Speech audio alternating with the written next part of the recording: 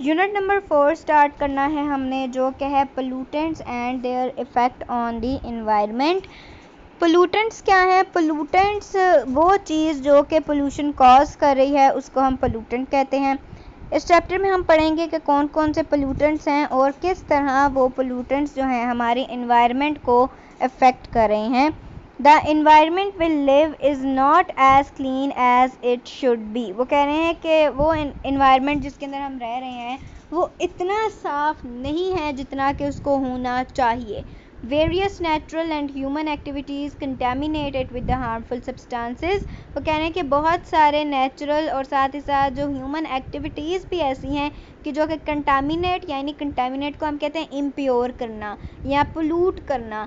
तो नेचुरल और human activities दोनों की वजह से हमारा इन्वायरमेंट जो है वो पोल्यूट हो रहा है, कंटामिनेट हो रहा है, इम्प्योर हो रहा है विद द हार्मफुल सब्सटेंसेस। और हमारे इन्वायरमेंट के अंदर बहुत सारे जो हैं हार्मफुल सब्सटेंसेस जो हैं वो शामिल हो रहे हैं। Dust storm, rotting of vegetation, volcanic eruption etcetera are the natural phenomena which release the dust particles and the poisonous gases in the environment। वो कह रहे हैं कि डस्ट स्टॉर्म्स, ये जो मट्टी वगैरह के तूफ़ान आ जाते हैं। रोटिंग ऑफ वेजिटेशन कहते हैं ये जो हम क्रॉप्स वगैरह ग्रो करते हैं ये कभी कभार इनका गल सड़ जाना। वोल्केनिक करप्शन, वोल्केनोस का निकलना, ये सारे नेचुरल फिनोमिनाज हैं जिनकी वजह से डस्ट पार्टिकल्स और पॉइजनस गैसेस जो हैं वो रिलीज़ हो रही हैं हमारे इन्वायरमेंट के अंदर और वो जाकर हमारे इन्वायरमेंट को पोल्यूट कर रही हैं।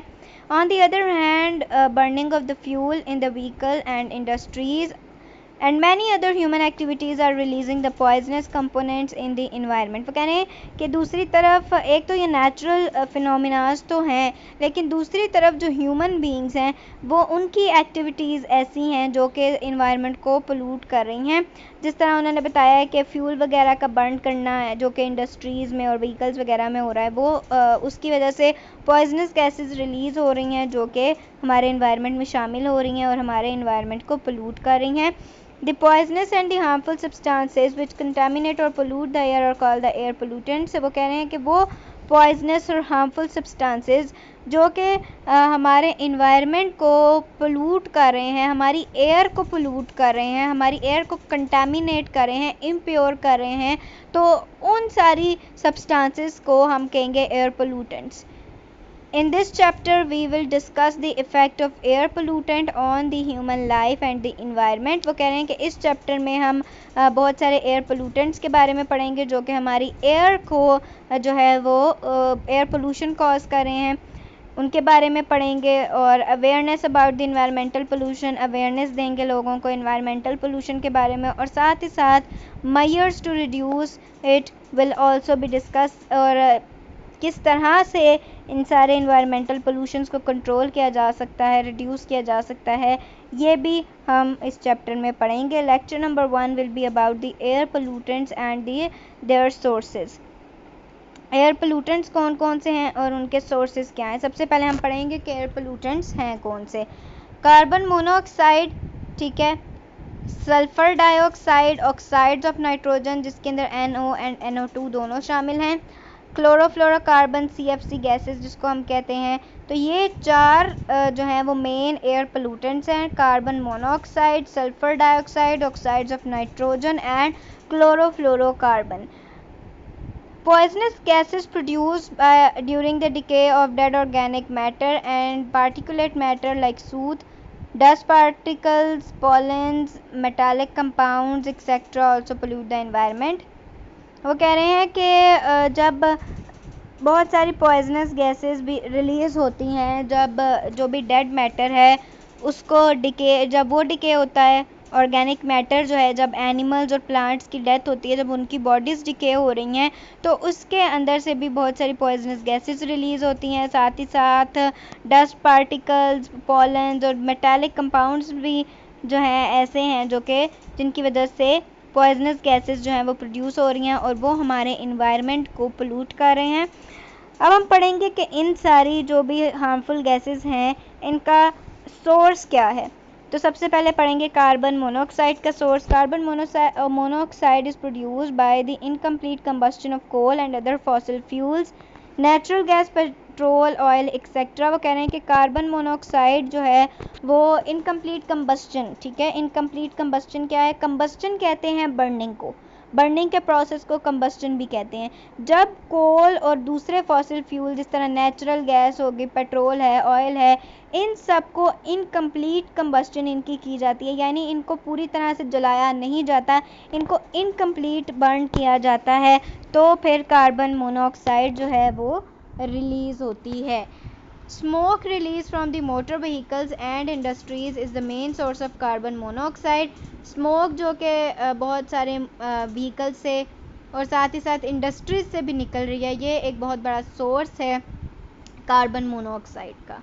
सल्फर डाइऑक्साइड का सोर्स क्या है ये पढ़ेंगे। Sulphur dioxide is produced by burning of coal और ऑयल इन द फैक्ट्रीज। वो कह रहे हैं कि जो सल्फर डाइऑक्साइड है वो प्रोड्यूस होता है जब कोल और ऑयल को फैक्ट्रीज में बर्न किया जाता है। Smoke release from the thermal power stations usually contain sulphur dioxide. वो कह रहे हैं कि स्मोक जो कि थर्मल पावर स्टेशन से रिलीज़ हो रहा है उसके अंदर बहुत बड़ी अमाउंट में सल्फ़र डाइऑक्साइड होता है। अब हम पढ़ेंगे कि नाइट्रोजन के ऑक्साइड्स का सोर्स क्या है।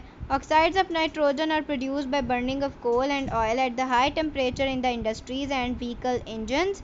वो कह रहे हैं कि ऑक्साइड्स ऑफ नाइट्रोजन जो हैं वो तब प्रोड्यूस होते हैं जब कोल और ऑयल को बहुत हाई टेम्परेचर पे इंडस्ट्रीज़ के अंदर बर्न किया जाता है, और साथ ही साथ व्हीकल इंजन्स के थ्रू भी जो ऑक्साइड्स ऑफ नाइट्रोजन है वो हमारे इन्वायरमेंट में रिलीज़ होते हैं। क्लोरोफ्लोरोकार्बन्स जिसको हम CFC गैस भी कहते हैं, ये एक बहुत बड़ा जो है वो पोल्यूटेंट है, यानी बहुत ज़्यादा एयर पोल्यूशन कॉज करता है CFC क्या है? CFC, ठीक है, C से क्लोरीन, F से फ्लोरीन और दूसरा जो C है उससे बनता है कार्बन। तो वो CFC या क्लोरोफ्लोरोकार्बन्स वो कंपाउंड हैं जिसके अंदर क्लोरीन भी पाई जाए, फ्लोरीन भी पाए जाए और साथ ही साथ कार्बन के एटम्स भी पाए जाएं।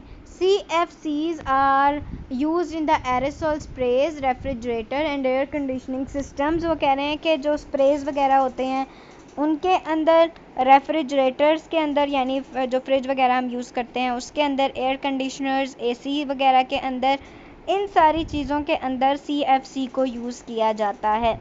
On the leakage from these appliances CFC enter the air. वो कह रहे हैं कि ये CFC जो है ये इन सारी चीज़ों से लीक करती है, इन अप्लायंसेस से जो है वो लीक होती है और कहाँ पर एंटर हो जाती है? हमारी एयर के अंदर। Fossil fuels, coal, natural gas, oil, petrol and aerosols are the main source of air pollution.